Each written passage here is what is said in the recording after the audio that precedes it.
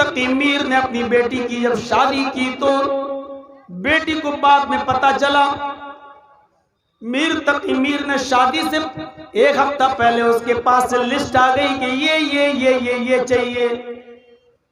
उस लिस्ट को पूरा करने में मीर तकी मीर की दुकान बिक गई, मीर तकी मीर का अपना घर भी गिरवी रख दिया गया। जिस दिन बेटी की डोली सज रही थी उसके हाथों में मेहंदी लगी हुई थी, निकाह हो चुका था। मीर तकी मीर की बेटी की किसी सहेली ने उसके कानों में कह दिया, जा आए मीर तकी मीर की बेटी, तू तो आबाद हो गई, तेरे बाप ने तेरा घर आबाद कर दिया। आए मेरी सहेली, तुझे शौहर के घर में, पति के घर में सारी खुशियां मिले, तेरा घर तो आबाद हो गया, लेकिन तुझे तेरी डोली में सजाने के लिए जिस घर में तेरे बाप ने तुझे रिश्ता किया है, तेरा बाप बर्बाद हो गया। मीर तकी मीर ने अपनी बेटी ने अपनी सहेली से सारी बातें पूछी, तब पता चला कि मेरे बाप की दुकान बिक गई। जिस घर में मेरा बाप मेरी डोली सजा रहा है वो भी गिरवी रखा जा चुका है। उस वक्त बेटी बहुत रोई। मीर तकी मीर ये समझ रहे हैं कि रुखसती के मौके पर हर लड़की रोती है, मेरी बेटी भी रो रही है। फूट फूट के रोई और कहने लगी, है अब्बू जान ये आपने क्या किया? और उनके कानों में कुछ बातें होने लगी। मीर तकी मीर ने कहा, मेरी बेटी कोई बात नहीं, तू ही मेरी बेटी है, तेरी माँ इस दुनिया में नहीं रही, मैं ही तेरी माँ का पार्ट भी अदा करता रहा, तेरे बाप का भी हक अदा करता रहा, मैंने तेरा घर बसा दिया है, मैं कहीं भी कर्जा वर्जा लेकर इस घर को गिरवी से छुड़ा लूंगा, उनका कर्ज अदा करता रहूंगा, लेकिन मुझे जो अच्छा दामाद चाहिए था वो मैंने ढूंढ लिया है, इस घर में तुझे खुशियां मिलेगी, तू मेरी लाडली बेटी है और एक ही मेरी बेटी है, जाओ तुम नाजो नाम में रहो, यहां का ख्याल मत रखना। जब ये शौहर के घर में जाती है और मीर तकी मीर का दामाद जब तन्हाई में अपनी बीवी के करीब होता है, मीर तकी मीर की बेटी के करीब होता है, तो इसने अपने जिस्म से हाथ नहीं लगाने दिया और कहा, तुमने मुझसे शादी की कहाँ है? तुमने तो मेरे बाप के माल से दौलत से शादी की है, वो घर के आंगन में तुम्हारी माँ के पास हिफाजत के साथ रखा हुआ है, जाओ उसी को चूमो, उसी को चाटो, उसी के पास रात गुजारो, तुम्हें मुझसे प्यार कहाँ है, तुम्हें मुझसे मोहब्बत कहाँ है? हुज्जतें होती रही और मीर तकी मीर का दामाद कहने लगा, मेरी बीवी ये सारी बातें बाद में भी हो जाएंगी, आज सुहाग रात है, आज पहली रात है, आज अरमानों की रात है, आज बड़ी प्यारी रात है और तुम इसको हुज्जतों में गुजार रही हो।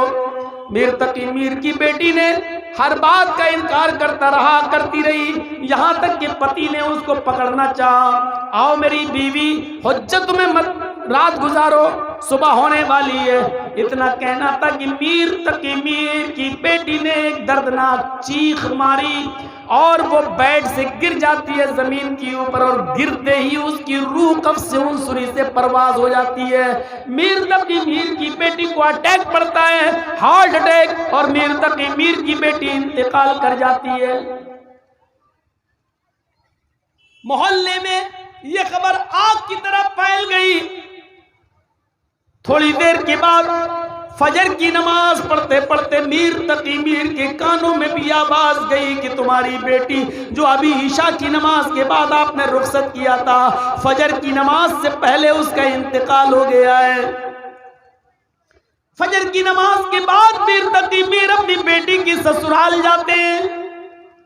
उनको बाहर बिठाया जा रहा है कि तुम्हारी बेटी को गुस्ल दिया जा रहा है, कफन पहनाया जा रहा है, अभी थोड़ी देर के बाद हम तुम्हें तुम्हारी बेटी का चेहरा दिखला देंगे।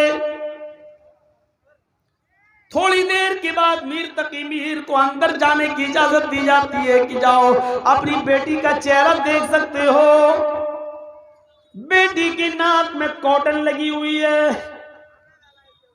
मीर तकी मीर की बेटी गुस्ल दे दी गई है। मीर तकी मीर की बेटी को सफेद रंग के कफन से ढांक दिया गया है। मीर तकी मीर ने अपनी बेटी का चेहरा खोला। चेहरा खोलने के बाद अपनी बेटी के चेहरे को देखा, आंखों में आंसू आ गए। फिर उन्होंने उस सफेद कफन को देखते हुए कहा, मेरा दामाद कहाँ है? दामाद कहता है, जी मैं यहां हूं।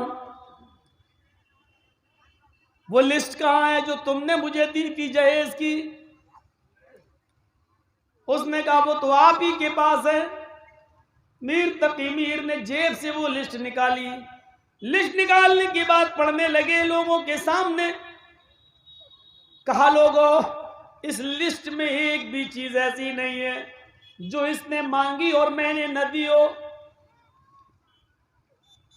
लेकिन आए मीर तकी मीर, क्या है मेरे दामाद, इस लिस्ट में ये कफन तो नहीं था जो तूने दिया है?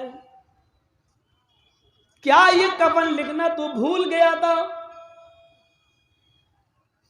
फिर उन्होंने अपनी बेटी का कफन पकड़ा और कहा, आज के बाद मैं शायरी छोड़ रहा हूं और अपनी जिंदगी का आखिरी शेर पढ़ने जा रहा हूं। फिर उन्होंने भरे मजमे में जिंदगी का आखिरी शेर पढ़ा। अब आया है ख्याल आराम जां इस नामुरादी में। अब आया है ख्याल आराम जां इस नामुरादी में। कफन देना तुझे भूले थे हम असबाबे शादी में। ऐ मेरी बेटी, यही एक चीज कफन की कमी रह गई थी जो तेरे बाप ने तुझे नहीं दिया, जो तुझे ससुराल से मिला है, जो मेरा दामाद लिस्ट लिखते हुए, लिस्ट बनाते हुए इस कफन को भूल गया था, जो इस घर से मिला है, जिस बाप ने तेरी पूरी लिस्ट की फरमाइश पूरी की, क्या वो 2 गज का 5 गज का कफन नहीं दे सकता है? आए मेरे दामाद, मैं चादर लाया हूं, मेरी चादर में मेरी बेटी को लपेट दे और अपना कफन मेरी बेटी के जिस्म से उतार ले। मेरी बेटी तेरे कफन में, दिए हुए कफन में नहीं दफनाई जाएगी। फिर मीर तकी मीर ने अपनी बेटी को सीने से लगाया और अपनी चादर में मीर तकी मीर ने अपनी बेटी को लपेटा और अपने दामाद का कफन फेंक दिया और कहा, मेरी बेटी तेरे कब्रिस्तान में दफन नहीं की जाएगी, मैं अपने घर लेके जा रहा हूं, मेरी बेटी मेरे कब्रिस्तान में दफन की जाएगी।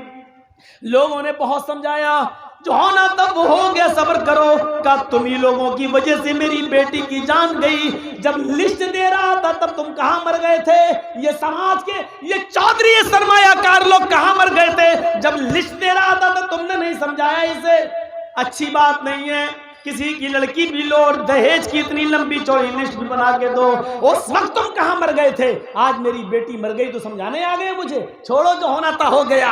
अगर यही बात इसको समझाई जाती तो मेरी बेटी आज जान नहीं देती। मेरी बेटी मरी नहीं, मेरी बेटी मारी गई है। मेरी बेटी को टॉर्चर किया गया है। मेरी बेटी को इस बात का एहसास हो गया कि मेरा बाप जिंदगी भर कर्ज अदा करता रहेगा, लेकिन वो घर वापस नहीं ले सकता, दुकान उसकी बिक चुकी है। मेरा बाप इतनी बड़ी रकम कैसे अदा करेगा? इसलिए मेरी बेटी को हार्ट अटैक पड़ गया है और वो इस दुनिया से रुखसत हो गई है।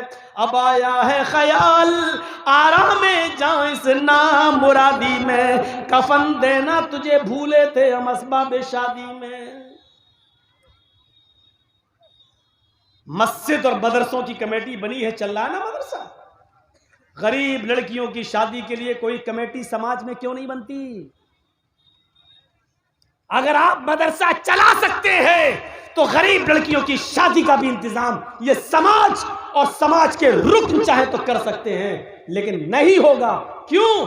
समाज के अमीर सरमायादार लोग ऐसा नहीं कर सकते, जिम्मेदार लोग कमेटी नहीं बना सकते। क्यों? क्योंकि उनको भी अपने बेटे की शादी में जहेज लेना है।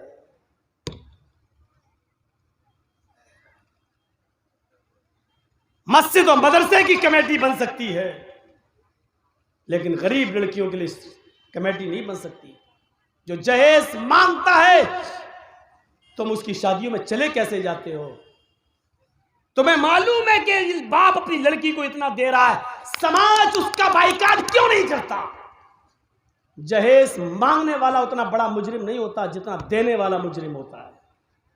सुन लो, अगर देने वाले ये तय कर लें कि मैं अपनी बेटी की शादी में कुछ नहीं दूंगा, तो लेने वाला क्या कर लेगा? देने वाले भी मुजरिम हैं, लेने वाले से बड़े मुजरिम है देने वाले, क्योंकि इनको बस लड़का चाहिए, मेरी बेटी किसी तरह पहुंच जाए, इसलिए उसकी जायज और नाजायज हर शर्तें मानते चले जाते हैं। ये उससे बड़े मुजरिम।